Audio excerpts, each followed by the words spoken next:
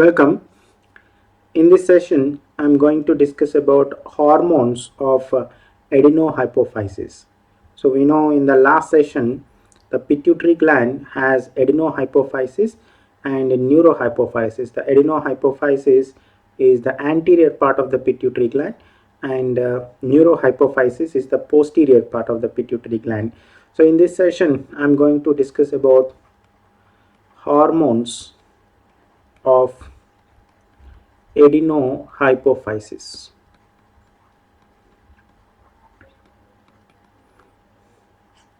Okay, so I already gave you the list of hormones produced from adenohypophysis. So that includes a growth hormone, then PRL, that stands for prolactin, then TSH, that stands for thyroid stimulating hormone, then ACTH, adenocorticotropic hormone, and then LH, luteinizing hormone, and then FSH, so that is follicle stimulating hormone.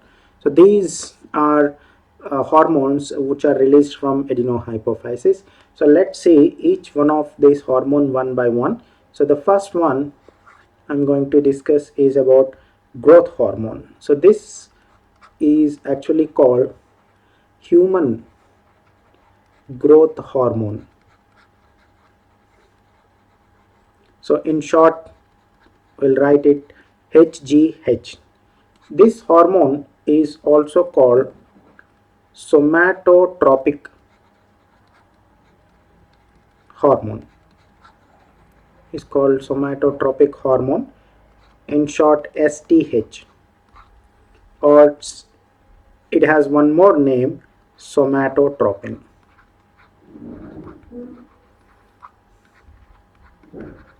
So somatotropin or somatotropic hormone, the growth hormone, all one and the same.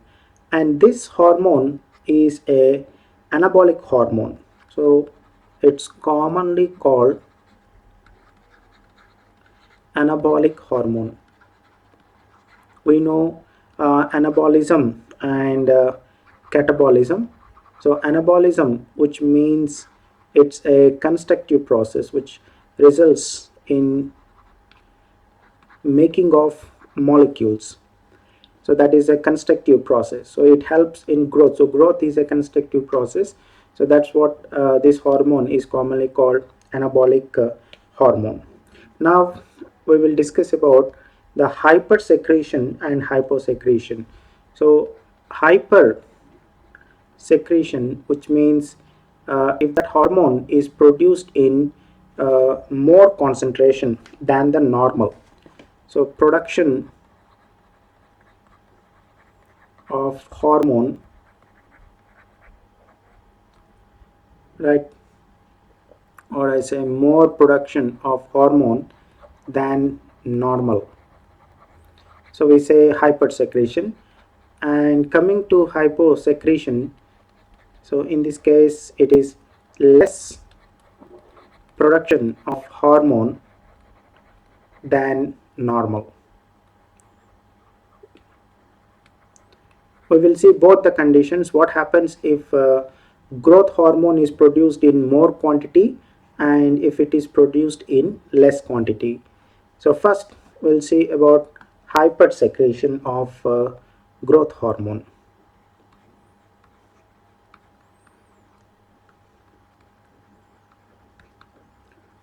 So here hypersecretion, as I told, produced in more quantity than required.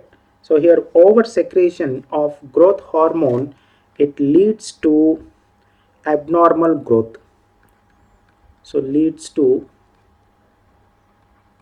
abnormal growth of the body.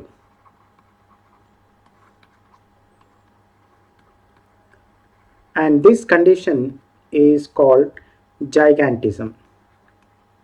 So it means that the person grows very tall, right? So maybe 7 feet or 8 feet or more than that. So then the condition is called gigantism. So if the growth hormone is produced in more quantities in young ages especially, So this results in gigantism. Okay, so hypersecretion in young age will result in a condition called gigantism. And if it is produced in adults, so in more quantity, so it will result in a different condition. So here the excess production of growth hormone in adults, so this will lead to, okay, severe disfigurement of the body, especially of the face also, especially of face, and the condition is called acromegaly. The condition is acromegaly. So I'll show you the pictures of this acromegaly and also gigantism. So here I show you two pictures, one condition with the acromegaly. So this is with the acromegaly. You can see an elongated face, and you can see in this there is a prominent forehead. So there is a prominent forehead. Okay, so where the ridges, so a little bit, okay, bulged, you will see that's a prominent forehead, we call frontal bossing. And then the problem of arthritis, then you will see even a large nose, then large hands, and even large feet, we'll see, and large tongue is a condition called macroglossia is a condition, and even there will be a protruding jaw. So this portion will be protruding, and that's called prognathism. So you will see this condition also, prognathism, that is protruding jaw, is also seen. So this is in case of acromegaly. And in the second picture, so this is a condition that shows a person, so he is a gigant. So he's a giant person, so you can see how tall he has grown, with some complications that people will be having. So this is what happens if the hypersecretion of growth hormone takes place in young ages. So in young ages or in growing ages, if the hormone is produced in large quantities, it results in this condition, gigantism. So that's about hypersecretion of growth hormone. Now let's see the hyposecretion. Next we will see about hyposecretion of growth hormone. Hyposecretion of growth hormone.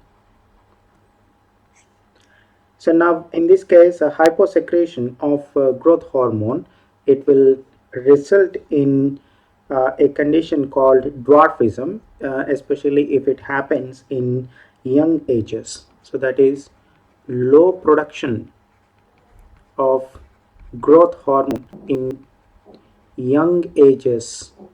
It will result in a condition called dwarfism. So here on the right side, I'm showing you a person who is a dwarf. Okay, so this is about the hyposecretion of growth hormone. Then next we shall see about prolactin. So it's abbreviated as PRL. So this is also called luteotropic hormone, called luteotropic hormone. So it's a LTH, or also called lactogenic hormone, also called lactogenic hormone, or also called mammotropic hormone. So all are one and the same. So these are different names. These are also very important, we need to remember. Prolactin or luteotropic hormone, lactogenic hormone, or mammotropic hormone are all one and the same. So let's see what are the functions of this hormone called prolactin. So here it regulates the growth of mammary glands. So it regulates growth of mammary glands and even formation of milk in them is the function of prolactin. Then even the prolactin is responsible for behavioral changes. So it is also responsible for behavioral changes, so such as maternalism. So the mother shows a lot of care towards the towards her children. Okay, so that's we say maternalism, and that caring of young ones by its mother is maternalism, and that is because of the hormone called prolactin. And okay, and paternalism in males. So this maternalism will be in case of females, and in case of males it shows the paternalism. Okay, so that is both the male and female will take care of their young ones, so that called paternalism and maternalism respectively, and that is because of a production of this hormone called prolactin. So that's the function of prolactin. The next hormone we will see about thyroid stimulating hormone.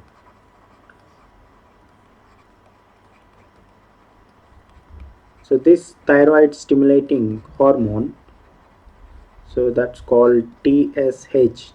So this one acts on, or it stimulates thyroid glands. It stimulates thyroid glands. If the thyroid stimulating hormone is produced in more quantity, then the thyroid glands will produce more amount of its hormones. So here TSH, as I told, it acts on thyroid gland, acts on thyroid gland. I'll mention only thyroid gland. Okay, so this thyroid gland will produce, right, more thyroid hormones. So there will be, okay, more production of thyroid hormones. So if there is hypersecretion of TSH, so more quantity of TSH will stimulate okay, thyroid gland in a high, right, so that will result in more production of thyroid hormones. So that will be hyperthyroidism condition takes place if TSH is produced in more quantity, and at the same time if it is produced in less quantities, so TSH hypo secretion. So this will result, I mean, that will actually act on thyroid gland, and the thyroid gland, in response to the less secretion, it will produce okay, less quantity of thyroid hormones. So that is less production of thyroid hormones.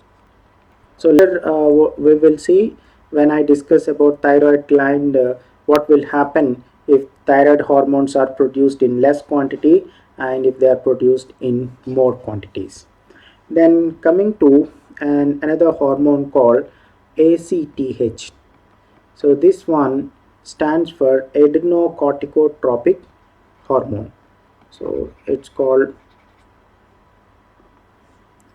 adrenocorticotropic hormone. So in short, it's called ADH. So you can also call simply as adrenocorticotropin. So this one stimulates. So the ACTH will stimulate adrenal glands. It stimulates adrenal glands, and adrenal glands will produce adrenal hormones. So it produces adrenal gland hormones. Later, when I discuss about adrenal gland, we will see what are all those adrenal hormones. Okay, so hypersecretion of the ACTH will result in more production of these adrenal hormones.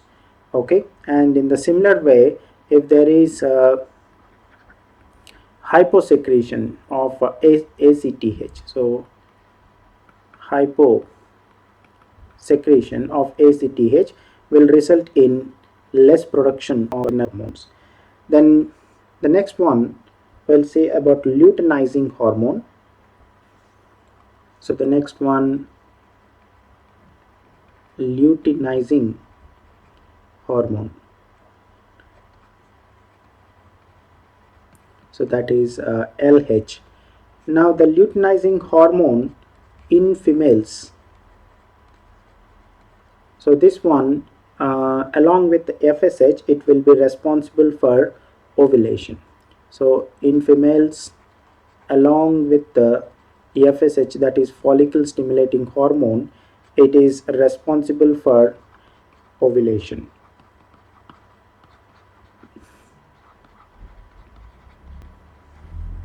Then the next one,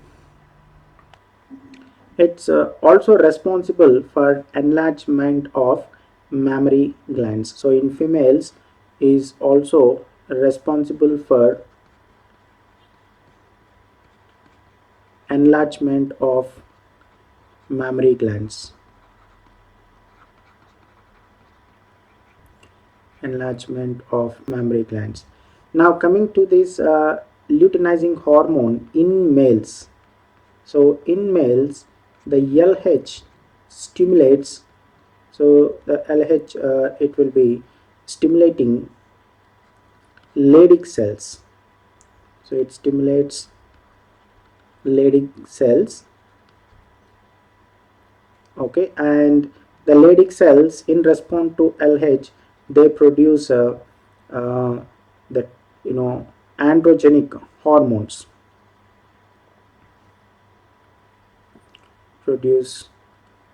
Okay, so stimulates Leydig, and this in turn produces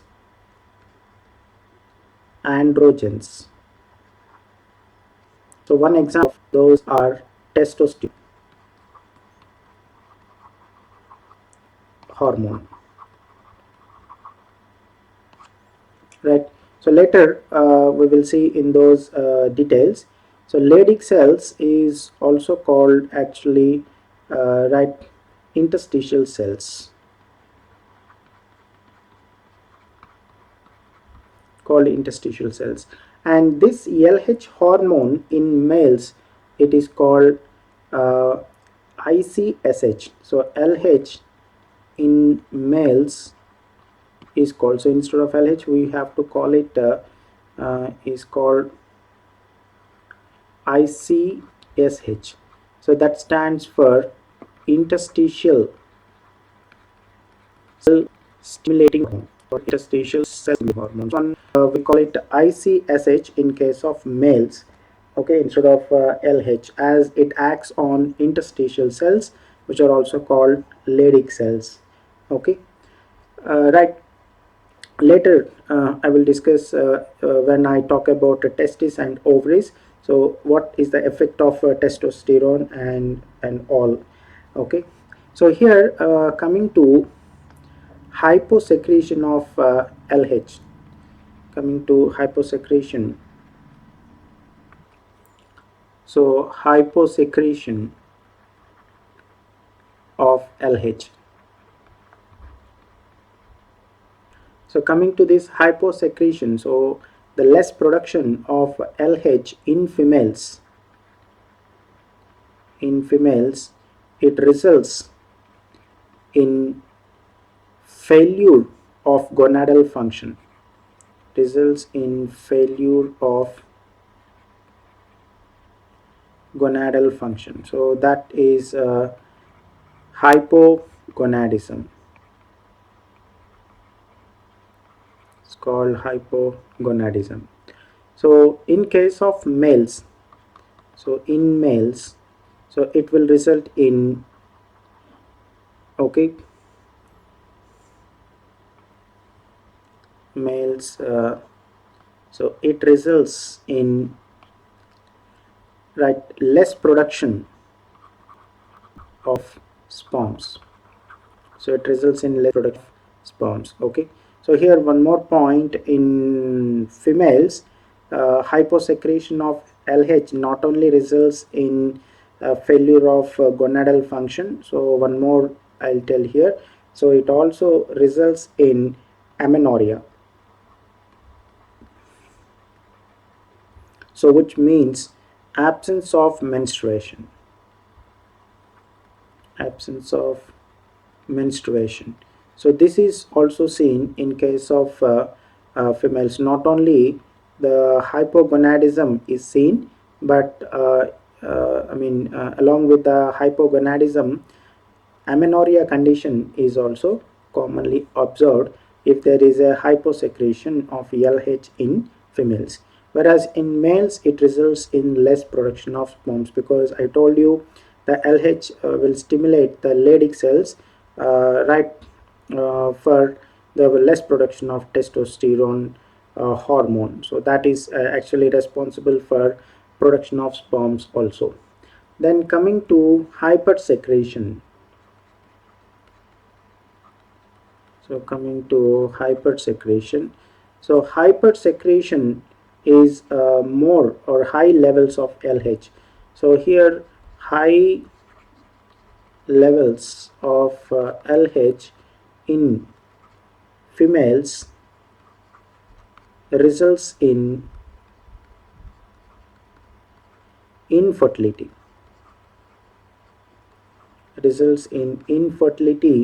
and miscarriage.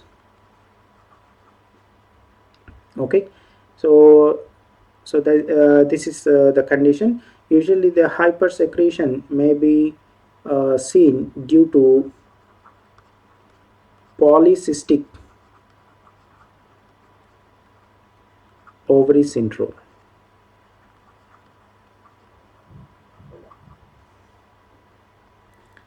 The next one I'll say about follicle stimulating hormone.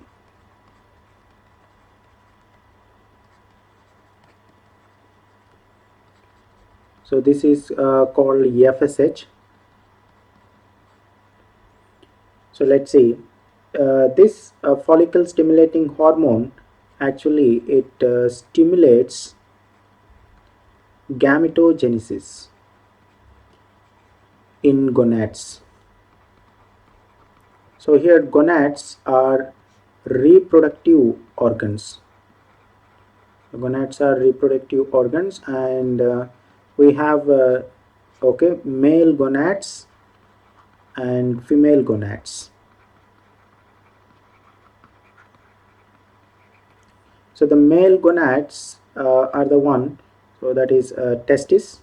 The male gonads are testis, whereas the female gonads are ovaries. Okay, and we know gametogenesis is production of gametes. So it stimulates gametogenesis. Now here the FSH in females. So FSH in females, it stimulates development of immature ovarian follicles. So it will stimulate development of immature ovarian follicles.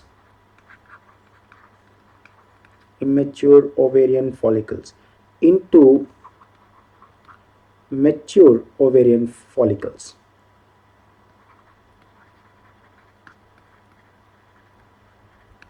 Okay, so that's a function of FSH, okay, in females. Of course, mature ovarian follicles are called Graafian follicles, so called Graafian follicles. Then coming to males, so in males, so FSH is responsible for, okay, testicular growth. So that is, it stimulates testicular growth, and even it enhances the production of androgenic binding protein, production of an androgenic binding protein by cells. And this is actually a component of a testicular lobule, and are necessary for sustaining the mature sperm cells. So that's a component of testicular tubule. I'll mention tubule, okay, necessary for sustaining the mature sperm cell.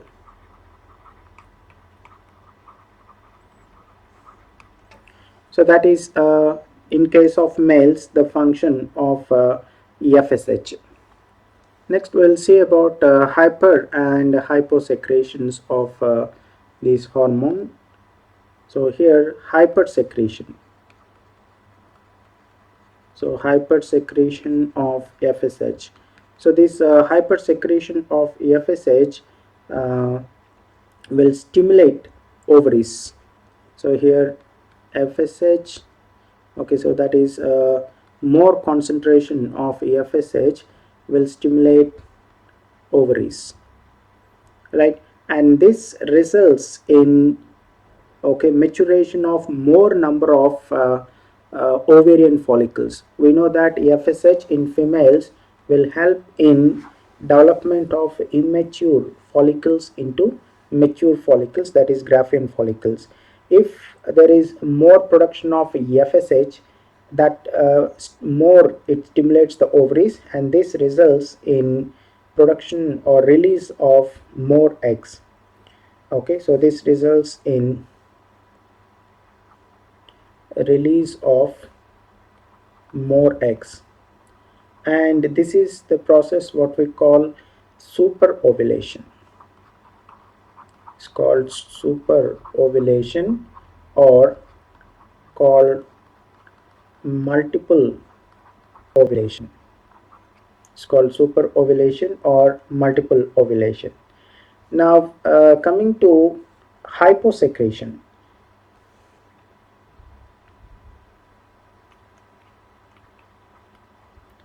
So hyposecretion of FSH in females. So in females, which it will result in, okay, no maturation of immature follicles. So here mature follicles do not mature. Immature follicles do not mature. Okay, whereas in case of males, it leads to sperm immaturity. In males, it leads to sperm immaturity. So that actually leads to a condition called infertility. So this is about the follicle stimulating hormone, and that's all about the pituitary hormones. I mean, the next one is MSH, that is melanocyte stimulating hormone.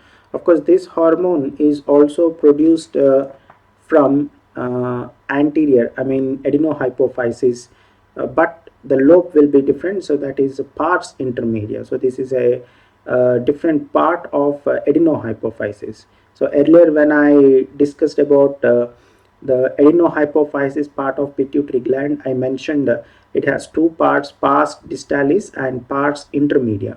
So both of these actually are so close that we cannot differentiate these two in case of human beings.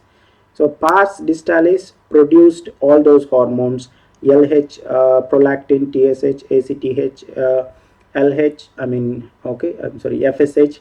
So all these almost 6 hormones are produced from pars distalis, and from pars intermedia we have one hormone that is called MSH. Now let's see about MSH, melanocyte stimulating hormone. Stimulating hormone, and this MSH is produced from pars intermedia. So it's released from pars intermedia of adenohypophysis. Okay, so of hypophysis of pituitary gland.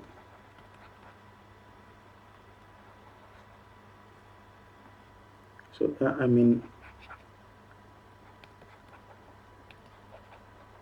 pituitary gland. Okay, so let's see about this melanocyte stimulating hormone. So here it has one more name, also called intermedin. So this hormone is also called intermedin, and the function of MSH in especially warm-blooded vertebrates is not yet understood or not understood properly or fully. So here in case of lower vertebrates, so in lower vertebrates, so MSH controls controls a dispersion of melanin granules. So there is a dispersion of melanin granules in cells called melanophores, which actually give coloration to the organisms, right? So those melanophores are called chromatophores. Okay, right? So these in case of amphibians, whereas in case of humans, in humans, so we have melanocytes. Okay, so they are present in skin. Okay, so here in humans, the MSH will stimulate the production of melanin. So okay, MSH, it stimulates production of melanin in case of human beings. So this actually melanin will help or help giving protection against ultraviolet radiation. So it provides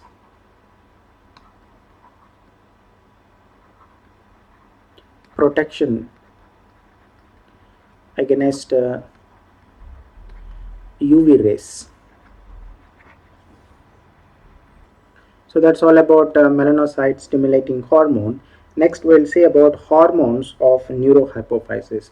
So this part is mostly theoretical, so you need to remember the functions, and wherever I have mentioned hypo and hyper secretions also, you have to remember them. Next we will see hormones of neurohypophysis. Hormones of neurohypophysis.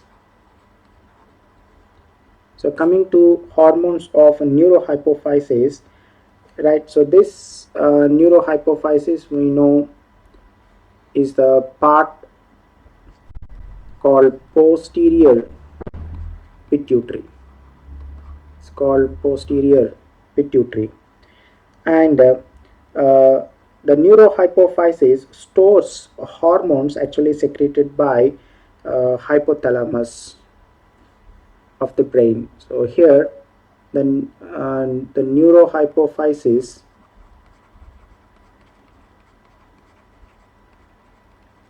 so it just stores, the hormones, it just stores the hormones secreted by neurosecretory cells.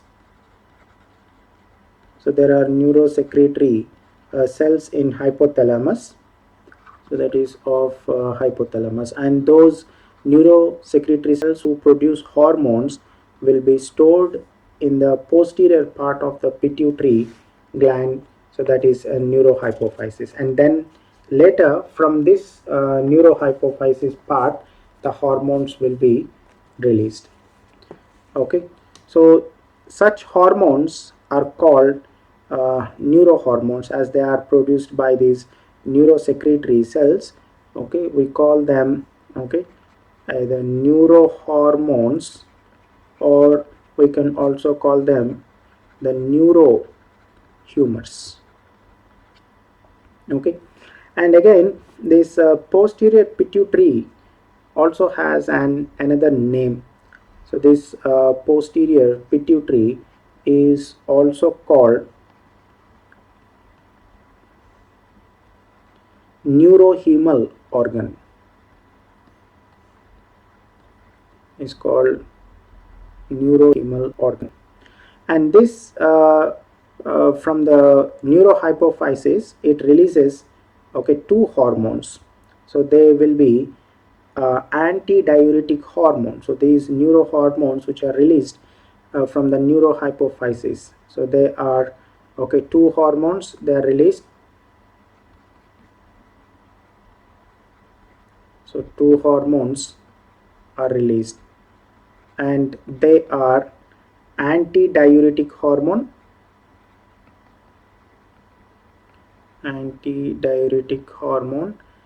uh, okay, that's called ADH, and oxytocin.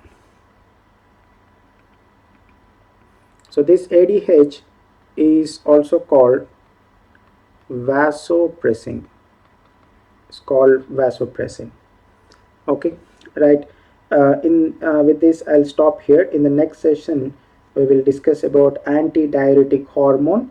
We will also see hypo and hyper secretions of it, and then even oxytocin, and then later we'll see about the pituitary, pineal gland and thyroid glands.